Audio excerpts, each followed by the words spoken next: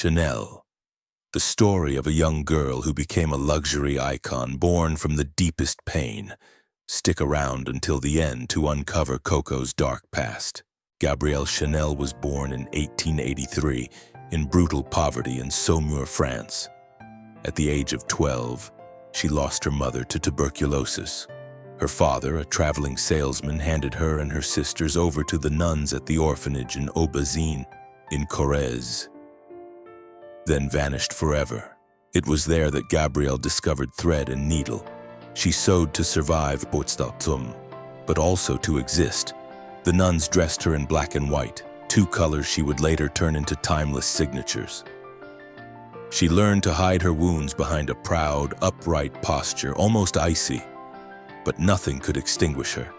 A refined rage began to bloom inside her. At 18, she left the convent, no family, no resources. Only a will of iron and an unshakable gaze. Before you discover the rest, don't forget to subscribe and become unbeatable on the greatest luxury brand stories. She sang at night in provincial cabarets. A distant audience gave her a nickname, Coco, perhaps after a song, perhaps mockingly. But Gabrielle kept it. She turned mockery into a weapon. She would become Coco Chanel. In Moulins, she met Etienne Balsan, a wealthy cavalry officer. He fell for her charm and brought her into his world. Horses, high society, and pampered women. There she observed the extravagant outfits of those women. She didn't see herself in them. So she improvised, cut up men's shirts, shortened skirts, simplified the silhouettes. Unknowingly, she redefined chic. But it was another man who would change her destiny. Arthur Boy Capel, an elegant, cultured, ambitious English businessman, just like her. Boy Capel believed in her. He financed her, supported her. More than a patron, he was the love of her life. They never married. He married someone else, and he died tragically in a car accident. Gabrielle, devastated, would later say, "It was his death that made me who I am." In 1910, she opened her first hat boutique in Paris, at 21 Rue Cambon. Then another in Deauville, then Biarritz. She didn't follow fashion. She led it, and she dared. During World War I, women, like men, were put to the test. The world shifted, and so did fashion codes. Chanel adapted, or rather anticipated. She began designing straight dresses without corsets that freed the female body. But most boldly, she chose an unexpected fabric, jersey. Until then, it was used only for men's underwear. Simple, soft, almost mundane. No one had dared use it in haute couture. Scandal in the Parisian salons. But instant success.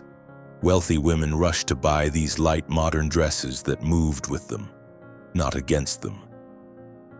She turned simplicity into luxury and comfort into a statement. Gabrielle Chanel copied no one. She designed for the woman she dreamed of being, free, elegant, and in control of her destiny. In 1921, she launched the most iconic perfume in the world, Chanel No. 5, a scent that simply smells like a woman. Marilyn Monroe would later famously say she wore nothing else to bed. In 1926, she created the little black dress, a sort of uniform for all women of taste.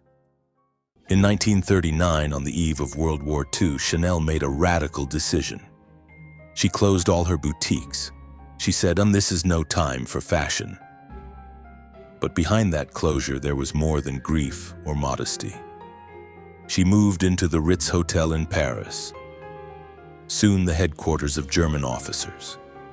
There, in that occupied palace, she lived a shadowy life, marked by comfort, rumors, and ambiguous alliances. She had a relationship with a German officer, Hans Günther von Dinklag, earning her a reputation as a collaborator. Some testimonies and archives even link her to covert operations, diplomatic attempts, and perhaps personal maneuvers to reclaim the rights to her iconic perfume, Chanel No. 5, then controlled by a Jewish family. It's a dark chapter, complex, uncomfortable. After the liberation, she was briefly arrested but never tried.